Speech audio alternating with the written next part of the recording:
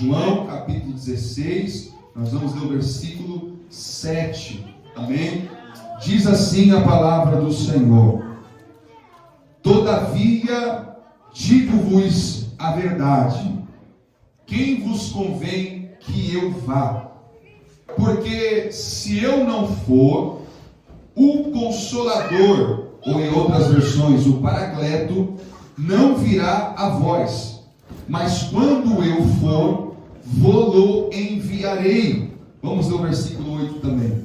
E quando ele vier, convencerá o mundo do pecado e da justiça e do juízo. Amém? Eu quero que você carinhosamente olhe para a pessoa que está do seu lado, vê se ela está dormindo, se ela ainda está acordada, se ela ainda muito dá glória a Deus. Você vai olhar para esse irmão na sua direita e na sua esquerda e vai dizer assim: resista! O Espírito vem aí. Mais uma vez, mais forte: resista! O Espírito vem aí. Deus, em nome de Jesus, nós oramos nessa madrugada, clamando para que o Espírito Santo de Deus possa falar com a sua igreja através da minha boca. Que não seja eu, o pastor Samuel, pregando, mas que seja o Espírito Santo de Deus se apossando da minha boca para pregar para a sua igreja os mistérios da sua palavra que o Senhor separou para nós nesta madrugada. É o que nós oramos e pedimos em nome de Jesus. Amém.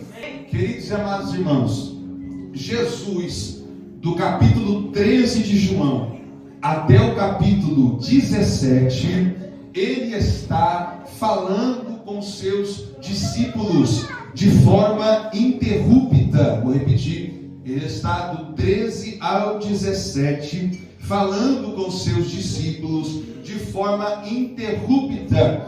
Jesus está, Jesus está falando com seus discípulos para prepará-los para a crucificação de Cristo. Porque Jesus, no livro de João, é tão extenso? Porque nós estamos tratando de 13, 14, 15, 16 e 17. 5 capítulos em que Jesus está instruindo os discípulos acerca da sua partida, acerca do que eles vão passar e acerca do que daquilo eles precisam acreditar. O Evangelho de João não é um evangelho sinóptico. Pastor Samuel, quais são os evangelhos sinópticos? Os evangelhos sinópticos são Mateus, Marcos e Lucas. O que faz um evangelho ser um evangelho sinóptico? Mateus, Marcos e Lucas partem de uma grande parte semelhante de cosmovisão. O que seria isso? Eles retratam histórias semelhantes ou até mesmo iguais, mas no seu ponto de vista ou de acordo com o que recebeu a sua mensagem.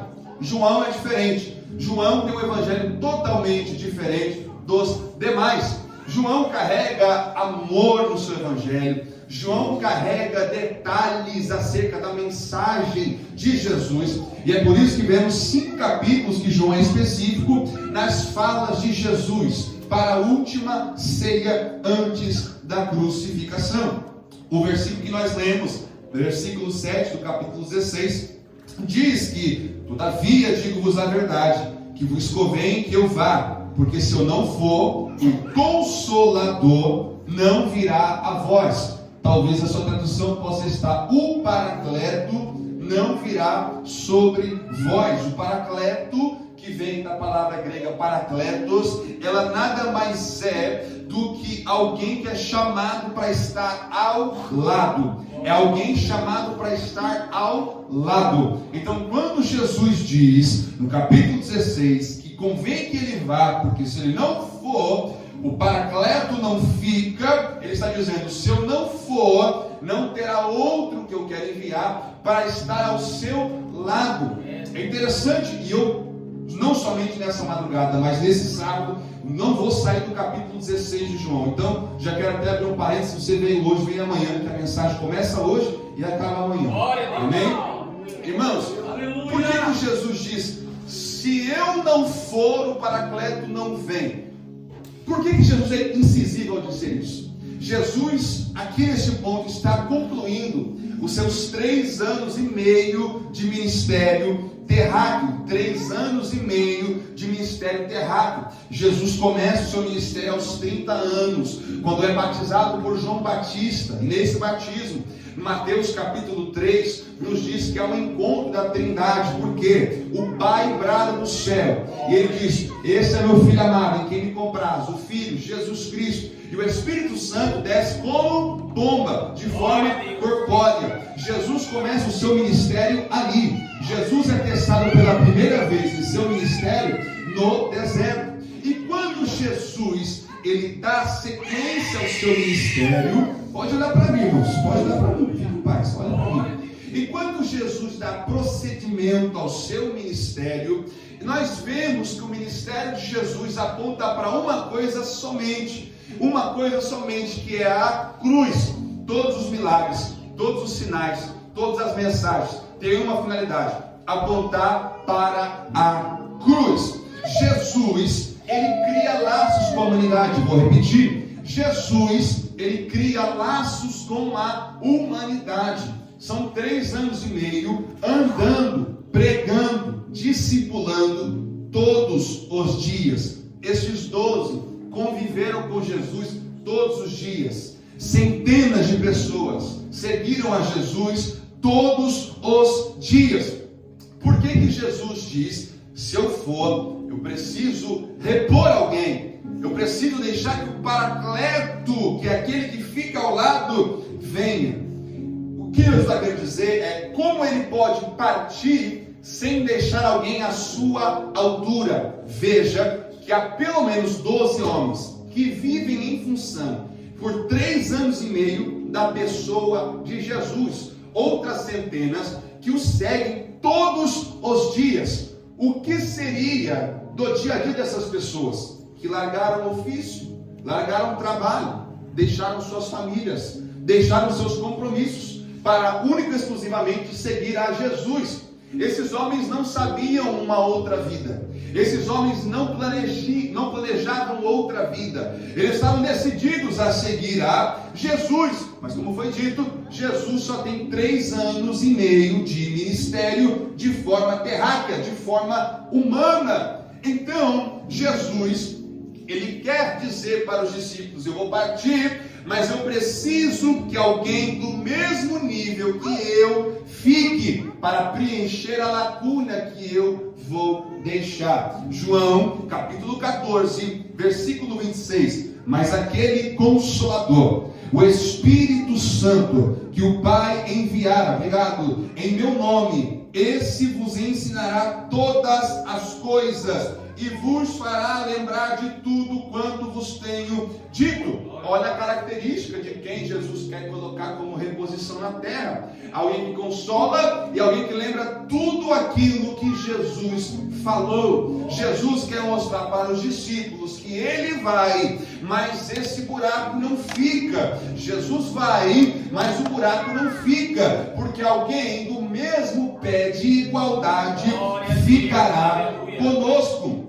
Entenda aqui, João capítulo 16, que nós lemos, mais à frente, versículo 14, olha o que Jesus diz acerca desse Espírito: ele me glorificará, porque há de receber do que é meu, e vou-lo há de anunciar. Esta palavra que Jesus usa, receber, que é lambano, no grego, significa tomar posse daquilo que eu carrego, carregar aquilo que eu possuo. Ou seja, Jesus está dizendo para os discípulos que ele vai enviar alguém que carrega a mesma coisa que ele carrega.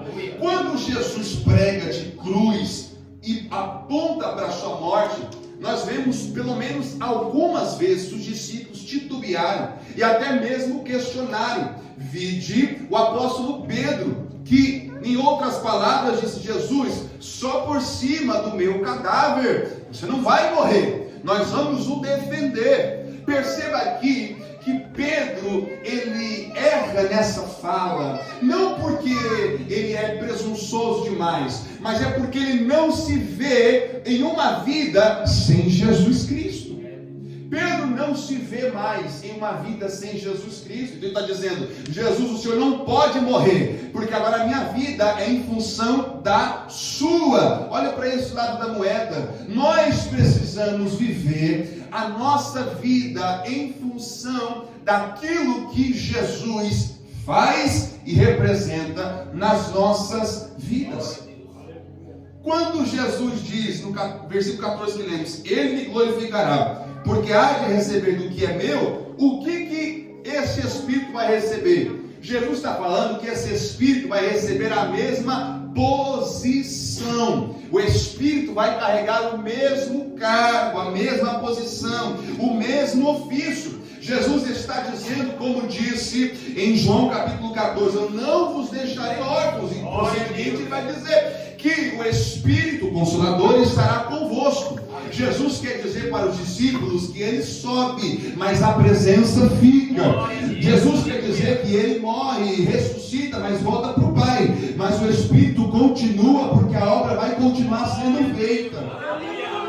Agora, sua atenção, é tão importante nós entendermos que nós carregamos o Espírito Santo, que no Antigo Testamento, toda vez que o Espírito Santo entrava em agência, era para um homem ser capacitado para uma obra. Repita comigo: obra. Obra.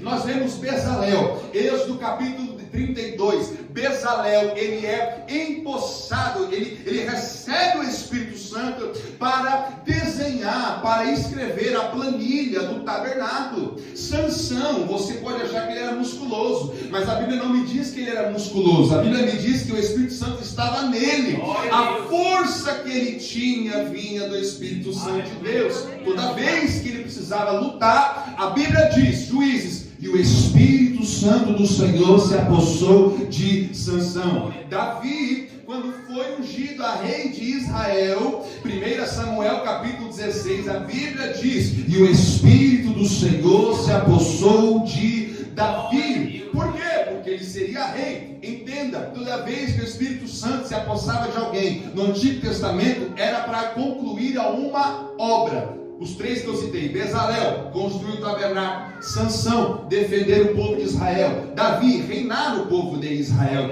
Agora perceba, no Antigo Testamento, o Espírito Santo vinha, mas não repousava. Repita comigo: ele vinha, mas não repousava.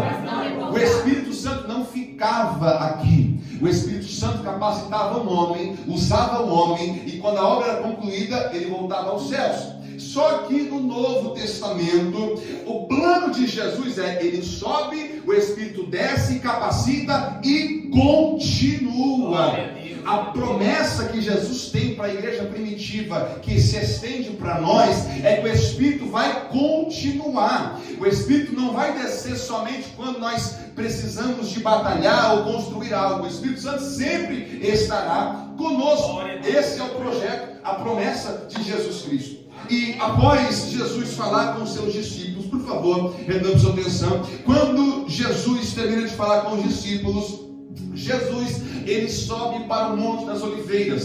Jesus, ele vai para o jardim do Getsemane, que significa prensa de azeite. Lucas capítulo de número 22, ao 40 em diante, Jesus, ele sobe nesse monte, ele vai com os seus discípulos. Chega no momento que ele diz: agora só vão três comigo, Pedro, Tiago e João. E há outro momento que ele vai sozinho. Por quê? Na nossa vida, há momentos que nós oramos com a igreja, há momentos que nós oramos com amigos próximos, mas há momentos que precisamos orar sozinhos. Entenda, orar na igreja é mais do que edificante. Fazer campanha com amigos é ainda mais edificante. Mas Deus chama nós para termos um particular com Deus. Escute essa palavra. Quando Jesus chega no jardim do Getsemane, ele fala para os seus discípulos: orai, versículo 40, orai para que não caiam em tentação.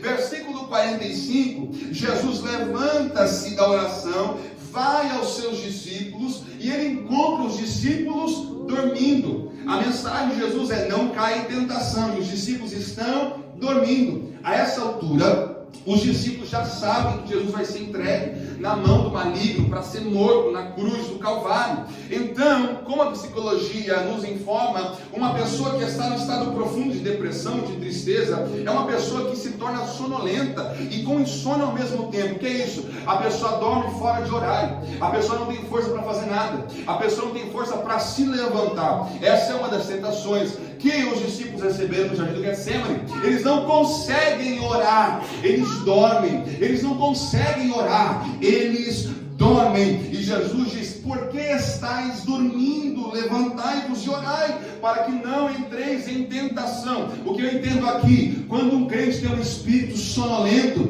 esse crente está muito apto para cair em tentação. Mas 1 Tessalonicenses capítulo 5, versículo 17, o apóstolo Paulo escreve: orai sem cessar. Orai sem cessar. O sono destes discípulos é de quem está triste, desanimado, porque vai perder o seu mestre, vai perder a quem eles devotaram os seus 3 anos e meio para servir, para caminhar junto. Mas sabe o que eu acho interessante? A oração de Jesus no Getsemane se torna uma oração modelo. Repita comigo: oração modelo.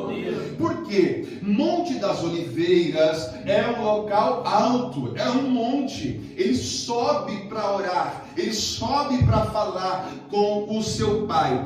E posteriormente, esses discípulos também iriam para um lugar alto chamado cenáculo. Cenáculo, Atos capítulo de número 2, se chama um salão alto, um local alto. Jesus estava tentando ensinar para os discípulos que a oração não é buscar o que está embaixo, oração é para buscar o que está no alto. Vou repetir: oração não é para buscar o que está embaixo, mas oração é para buscar o que está no alto. Eu quero aplicar para a sua vida uma fé, e a fé de Londres. Muitas vezes a nossa oração está sendo no baixo. Deus me dá um carro, Deus me dá trabalho, Deus me dá roupas, Deus me dá uma casa. Isso é importante, é mais do que importante. Mas Deus nos convida a buscar coisas que estão no alto. Aleluia, bendito é o nome do Senhor. É por isso que Jesus diz em João capítulo 6, versículo 33: buscai primeiramente o reino dos céus e a sua justiça, e todas as demais coisas vos serão acrescentadas. Jesus não está dizendo para você, de repente, não buscar uma melhoria para a sua família, mas Ele está dizendo que há prioridades maiores. Há prioridades maiores do que o seu trabalho, há prioridades maiores do que o seu dinheiro, há prioridades maiores do que a sua carreira profissional, há prioridades maiores do que o seu documento aqui dessa nação. Qual que é essa prioridade, pastor Samuel? É o reino de Deus, é o reino de Deus. Você pode alugar uma casa top na Inglaterra, você pode comprar uma casa no centro de Londres, mas vai ter um dia que essa casa vai ficar e você vai ter que subir para morar com Jesus. Então a pergunta que eu quero fazer é: até quando a sua oração vai ser no baixo? Até quando a sua oração vai ser nas coisas terrenas? Deus nos chama para subir o Monte das Oliveiras, Deus nos chama para entrar no cenáculo, no lugar alto, para buscar as coisas que vêm de cima. Só quem vai buscar coisas do alto, pelo amor de Deus, levanta a sua mão no terceiro andar e dá uma glória a Deus. Lucas capítulo 22, quando Jesus está orando no Getsemane, Jesus ele está em uma profunda pressão. E isso é um paradoxo, porque Getsemane significa prensa de azeite. Da mesma forma que no Getsemane, uma azeitona ou uma oliva era pressionada para extrair o seu melhor azeite, Jesus estava sendo pressionado para extrair todo o seu sangue para a minha vida e para a sua vida. Olha o versículo 43, 22 de Lucas: e apareceu-lhe um anjo do céu que o fortalecia. Versículo 44: e posto em agonia, orava mais intensamente, e o seu suor tornou-se como grandes gotas de sangue que corriam até o chão. Olha que interessante, Jesus não está orando de forma confortável, ele está numa madrugada como nós, ele estava tomando do cálice da ira de Deus, mas a Bíblia diz que ele, posto em agonia, ele orava mais intensamente. Ele resistia mais intensamente na oração. E talvez você entrou nessa vigília perguntando: Deus, por que as portas estão se fechando? Deus, por que o trabalho está faltando? Deus, por que eu não consigo aquela vaga naquela faculdade ou naquela empresa? Deus já está dizendo que quando Jesus mais em agonia estava, mais ele orava. Então eu quero dar uma dica como pregador do Evangelho. Talvez Deus permitiu todas as portas te fecharem para você orar mais. Talvez a doença bateu na sua porta porque Deus quer que você ore mais. Talvez o dinheiro na conta diminuiu porque Deus quer que você ore mais. Quanto mais em agonia era posto, mais Jesus orava. E eu profetizo: quanto maior a luta, maior será o tempo de oração. Quanto maior a dificuldade, maior será o tempo de oração. Eu não vim pregar para crente que só quer receber vitória e bênção. Eu vim pregar para crente maduro, que entende que nós precisamos orar. Nós precisamos orar. Só quem vai voltar a orar enche essa casa de glória a Deus. John Wesley, um dos maiores avivalistas da história, marcou essa nação da Inglaterra. Olha o que ele disse uma vez em uma de suas mensagens. Ele disse: a oração é o oxigênio da alma. A oração é o oxigênio da alma. Sabe o que John Wesley estava querendo dizer para alguém, para mim e para você? Se nós não orarmos, somos crentes mortos. Se nós não orarmos, somos crentes que dormem. Se não orarmos, somos crentes que não têm unção, não têm autoridade. É um vivo morto, é um zumbi transitando pela cidade. Mas Deus chama aí a fé de Londres para ser crentes vivos. E com mão espiritual, receba o fôlego que somente vem pela oração. Aleluia! Aleluia! Bendito é o nome do Senhor Jesus.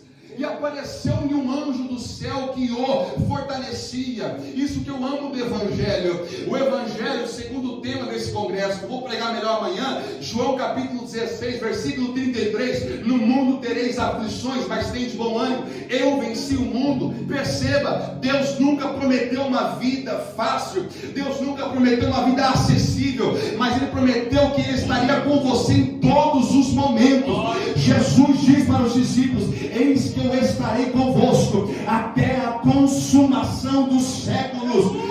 Jesus talvez achou que poderia estar orando sozinho. Os discípulos dormiram, mas Deus envia um anjo do céu para o fortalecer e lembrar para ele que ele não está sozinho. E Deus me traz aqui em Londres, para lembrar alguém. Talvez você ache que você está sozinho, mas você orando, você não está sozinho. Se for necessário, Deus levanta alguém para orar com você. Pastor Samuel, ninguém apareceu. Deus envia o anjo para fortalecer, mas sozinho você não vai ficar.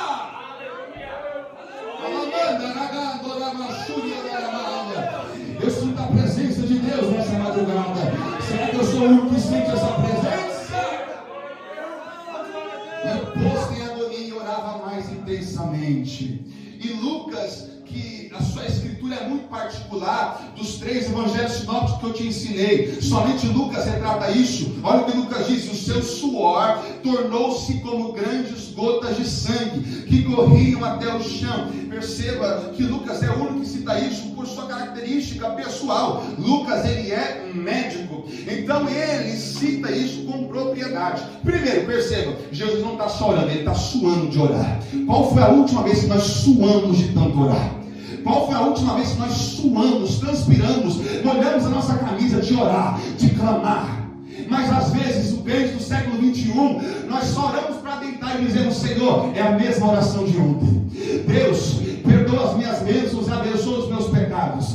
Tem pessoa que é assim, irmão. A pessoa não transpira mais, a pessoa não sua mais, a pessoa não tem mais vibração na oração. Mas perceba que Jesus Cristo, que é o Senhor, que é Deus, que faz parte da Trindade Divina, Ele soa enquanto ora, Ele vibra enquanto ora, Ele geme enquanto ora. Ele está nos ensinando que nós precisamos ser mais intensos num tempo como hoje, numa calamidade como hoje. Nós sabemos não somente como o mundo está, mas a Europa, o que o inimigo está fazendo fazendo com esse continente. Nós precisamos colocar intensidade na nossa vida espiritual. O inimigo não brinca de ser inimigo, mas tem crente brincando de ser crente. Mas nessa madrugada eu profetizo, você vai voltar a vibrar em oração.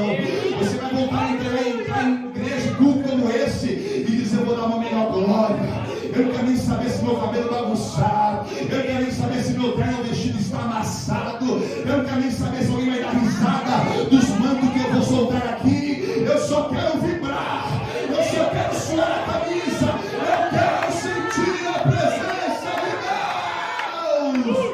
Só quem quer mudar a sua cultura de culto. Isso. Começa a mudar o seu culto agora. Talvez em mais de 2 horas de vigília, você não fez aquilo que Deus quer que você faça. Você não levantou a mão, você não deu glória a Deus. Eu sou, longe de mim ser um pregador que depende de glória a Deus, mas Deus está nos chamando para mudar nossa forma de viver, mudar nossa forma de cultuar. Vamos voltar a ser mais intensos em nome de Jesus. E o seu suor se tornou como gotas de sangue. Isso aqui não é uma suposição. A medicina explica isso. Como minha muito digníssima noiva, cursando medicina, me explicou.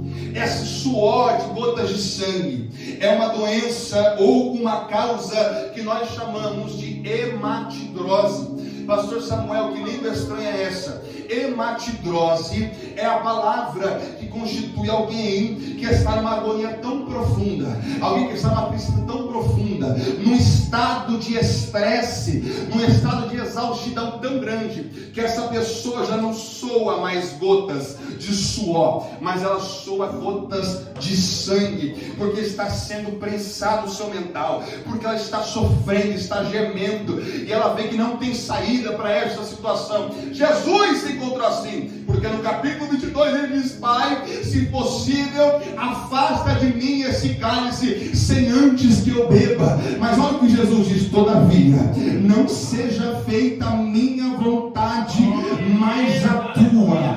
Uma fé para resistir, não é a nossa vontade que prevalece, mas é a vontade do nosso Pai Celestial. Essa hematidrose fez com que Jesus suasse gotas de sangue. E inclusive, posteriormente, na cruz, nós vemos que quando o soldado romano fere com uma lança a sua costela, não sai sangue, só sai água. Por quê? Todo o sangue ele derramou pela minha e pela sua vida. Jesus Cristo é o maior exemplo de alguém que resiste, alguém que carrega o lema de resistência em sua vida. Sabe o que eu acho interessante? Jesus não só nos ensina na cruz, mas ele nos ensina no Getsemane. Por quê? Posto em mais agonia, mais ele orava. Ou seja, a maior dificuldade, mais ele orava. Por quê? Ele sabia que ele iria partir, mas o Espírito Santo ia ficar. Ele sabia que ele iria partir, mas a salvação iria alcançar todo aquele que ele ganha. Perceba, aleluia. Jesus, ele morre, ele é ressurreto, ele passa cerca de 40 dias com seus seguidores, e Jesus, ele diz para os seus discípulos, olha, Lucas capítulo 24, versículo 49, eis que vós eu envio a promessa do meu Pai, ficai na cidade de Jerusalém, até que do alto sejais revestidos de poder. E olha que interessante, esta oração do Getsemane ensina os discípulos a respeitarem o processo da descida do Espírito Santo. Porque em Atos 2, 10 dias no cenáculo, sem trabalho, sem comida, sem família, mas com oração, resistindo em busca daquilo que talvez não era merecido, mas era por direito, o Espírito Santo. Jesus não só ensina que ele enviaria o Espírito Santo, mas ele traz a oração modelo que você repetiu do Getsemane, que é orar com resistência, orar com persistência, orar com perseverança e orar com resiliência. João capítulo 14, versículo 16, olha o que Jesus diz: e eu rogarei ao Pai, e ele vos dará outro Consolador, para que fique convosco para sempre. Sabe o que eu entendo aqui? Enquanto os discípulos oravam aqui, Jesus orava lá. enquanto os discípulos oravam no cenáculo, Jesus orava nos céus. Jesus ensinou: fiquem em Jerusalém e receba o Espírito por oração. E quando Jesus sobe para os céus, ele não para de orar, ele continua rogando: Pai, envia o Espírito Santo. Sabe que Deus está nos ensinando? Todas as coisas espirituais que Deus quer manifestar nas nossas vidas vão vir através de uma oração resistente. Uma oração resistente. Ela manda aquela churiana arabaia. E você se encontra aqui hoje, já passou de 1h da manhã, pessoas estão descansando. Amanhã talvez você trabalhe, talvez você descanse. Eu não quero saber a questão disso, mas você poderia estar tirando o seu sono. Você decidiu: eu vou ser resistente, porque há uma promessa sobre a minha vida, há uma promessa sobre o meu ministério, e não vai ser uma madrugada que vai atrapalhar de eu receber isso. Jesus estava dizendo: vocês oram aqui e eu oro lá, vocês oram aqui e eu oro lá. Mas sabe o que eu acho interessante? O reino dos céus é movido à oração. Aleluia! Os discípulos oram no cenáculo e Jesus ora nos céus. Atos capítulo 1, versículo 7, olha o que Jesus diz: não vos pertence saber os tempos ou as estações que o Pai estabeleceu pelo seu próprio poder. O que eu entendo aqui? Eu não posso resistir até quando eu quiser, eu tenho que resistir até o tempo de Deus acontecer. O que acontece hoje é que muitas pessoas resistem, mas a sua resistência é limitada. A promessa de Jesus é: vou enviar o Espírito. O molde de oração é: orava mesmo em agonia, mesmo machucado, mesmo sangrando. Mas há pessoas que não entenderam essa oração modelo e elas resistem. Não vou tirar o mérito da resistência, mas elas não resistem o suficiente. Já viu pessoas que começam na igreja, começam adorando, começam exaltando, começam lendo a Bíblia e começam a pegar gosto naquilo, mas de repente uma luta a afasta, de repente uma gota de sangue a afasta, de repente um sono a afasta. Mas a promessa de Jesus, ela não muda: eu enviarei o Espírito Santo, mas tem que ficar em Jerusalém orando, tem que ficar em Jerusalém orando. Deus revela na minha boca agora para falar para alguém na igreja de Londres, aqui da Avamento da Fé: Deus quer manifestar, mas você precisa ficar em Jerusalém. Não adianta carregar a promessa, mas não estar em Jerusalém. A promessa é para quem fica em Jerusalém. Não entendeu? Deus te chamou para ficar neste lugar. Deus te chamou para permanecer nesse lugar. Deus te chamou para congregar neste lugar, porque é nesse lugar que Deus vai cumprir as suas promessas.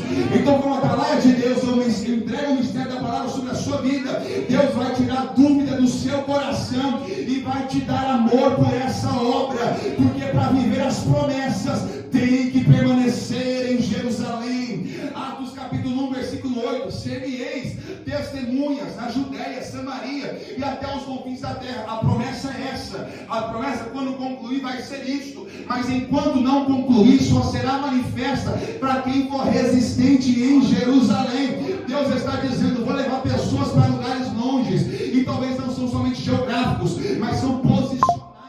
Deus vai te dar para ver coisas muito melhores e maiores, mas para isso precisa ser resistente em Jerusalém. Tem que honrar Jerusalém, tem que obedecer em Jerusalém. Deus te chamou para viver promessas, mas essa promessa só vai acontecer para quem for fiel e resistente nesta Jerusalém. Escute isso aqui: recebereis poder do Espírito Santo. A promessa não se foi. Jesus disse em João 16 que a promessa iria vir. O Paracletos, aquele que vai caminhar do lado, iria vir. E nós entendemos que esse Espírito tinha que vir com o mesmo pé de igualdade. Ou seja, quando Jesus é ressurreto, ele não pode simplesmente deixar um anjo. É por isso que quando Jesus sobe, eles ficam olhando para cima. Atos capítulo 1, quando Jesus é ascendido aos céus, os discípulos seguidores de Jesus continuam olhando para cima, a fim de que Jesus pudesse se manifestar e voltar. Aí o que Deus faz? Deus envia anjos para dizer: o que estão caçando os céus, homens? Da mesma forma que ele subiu, ele vai descer. Agora perceba, você vê que Deus não enviou um anjo para substituir Jesus. Você vê que Deus enviou um anjo para avisar o que Jesus estava fazendo. Por quê? Nenhum anjo é compatível com o nível de Jesus.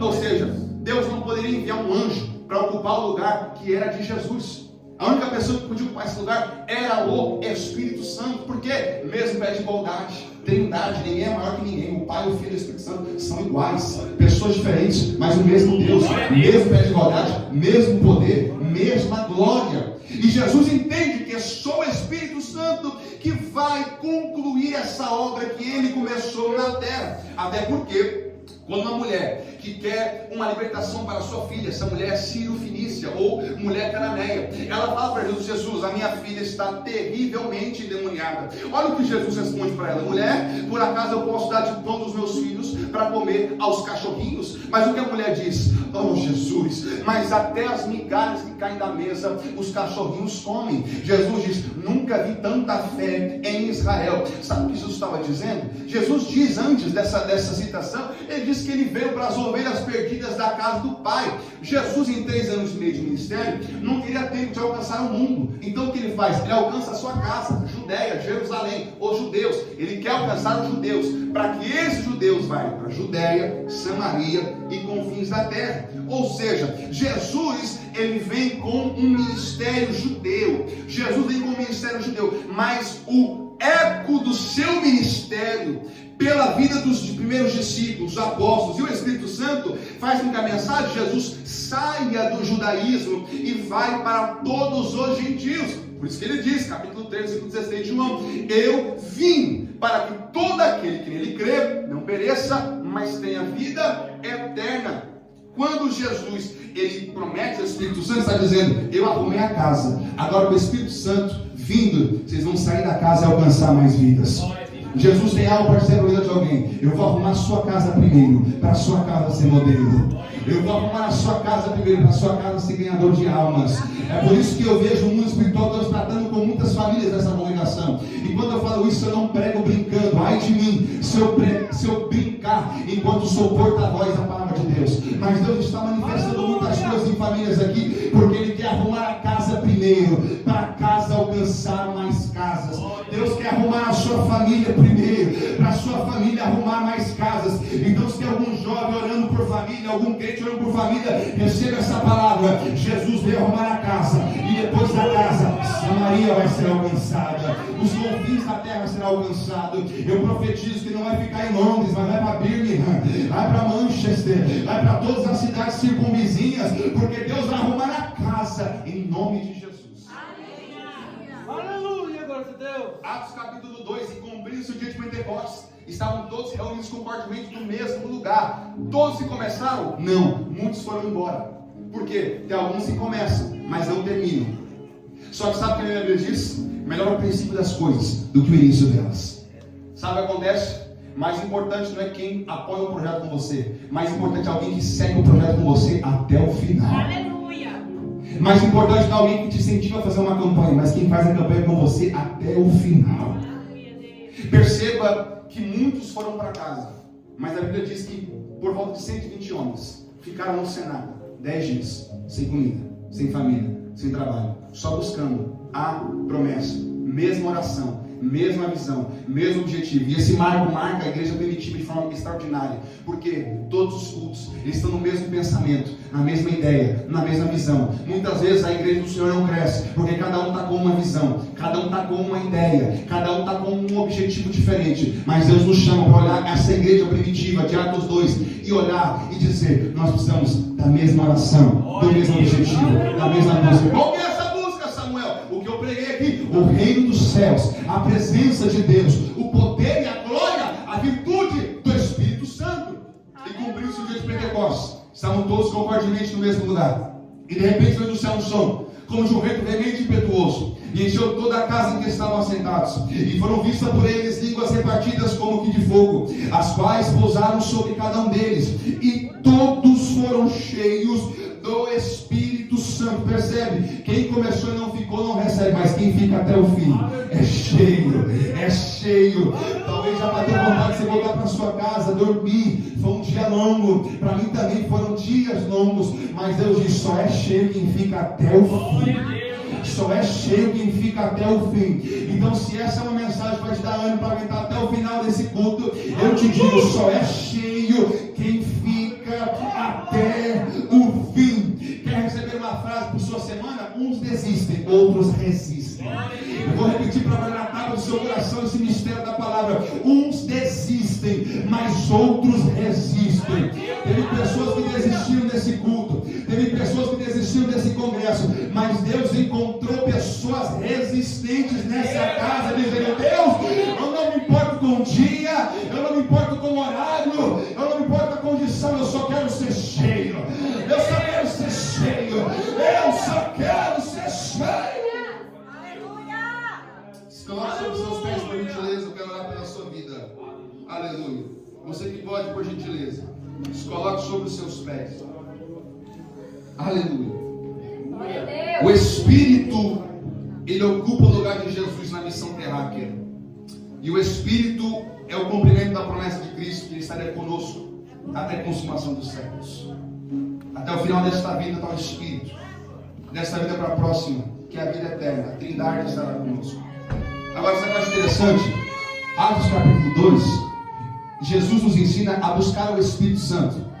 Atos capítulo 2, Jesus ensina os discípulos a pedir para que o Espírito Santo desça. Qual que é a diferença, pastor Samuel, da oração de Atos 2 para a nossa oração nessa madrugada? É que em Atos 2 o Espírito Santo desceria, mas para nós o Espírito Santo já está.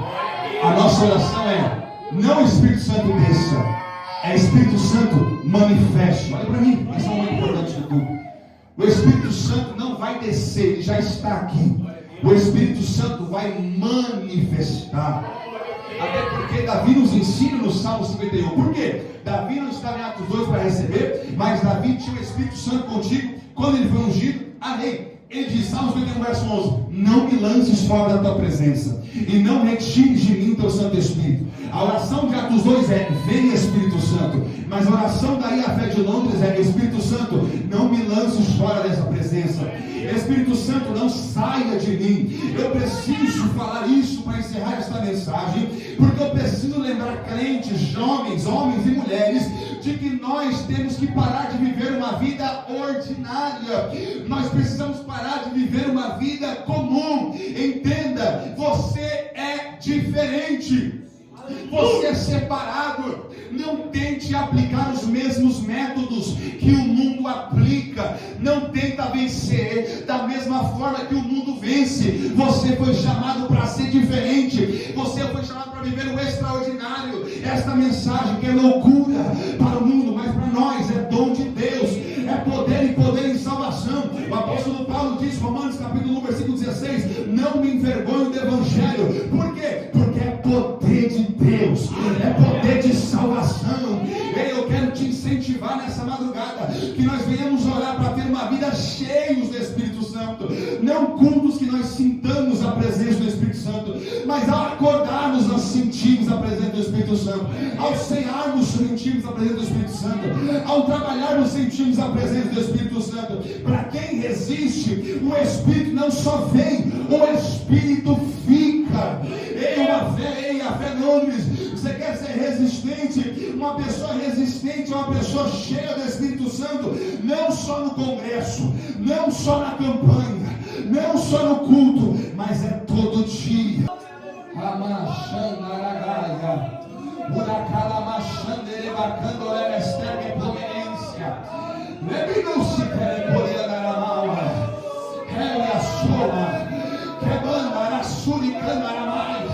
Tem algo muito sério acontecendo nessa igreja, e quem é espiritual pode contemplar.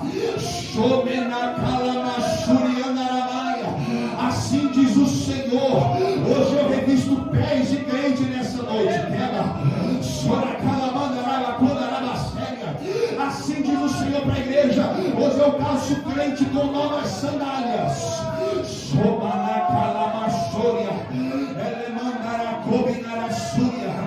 Missionária Cisliane, assim te diz o Senhor: eu estou colocando calço nas suas pernas agora.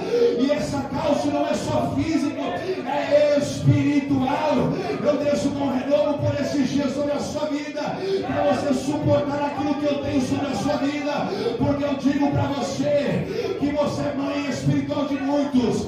Filhos você tem 3, mas filhos espirituais muitos, e muitos ainda virão. Eu digo, debaixo do Espírito Santo, que Deus vai trazer à luz novos filhos